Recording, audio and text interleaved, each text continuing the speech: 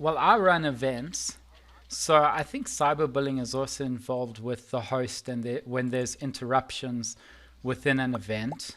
But you've got to be able to categorize who is the one doing the cyberbullying, because initially we would get trolls with racial slurs and they did it intentionally. And not everybody that is cyberbullying is doing it intentionally.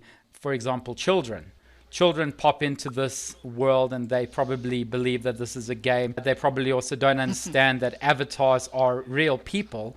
They just see these cute little characters and think that they can say what they want and do what they want. So there needs to be some form of education for the children. It's very easy to kick, which I do often, but I also try to get into the mind of them and say, this is about this topic, and are you here to stay or not? And then we see what type of action they take after that is announced. When you address them directly.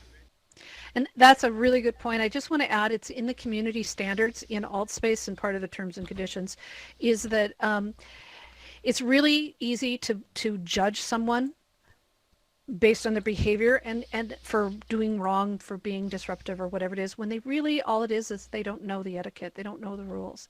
And it's our perception that is judging them. And I think that that's really an important part when I'm doing training with people. I just tell them we have to be aware of the perception. For example, in VR, I don't know what it is. People got to move all the time. They've got to fiddle and move and move and move and move and move and move and move and jump and do all these things.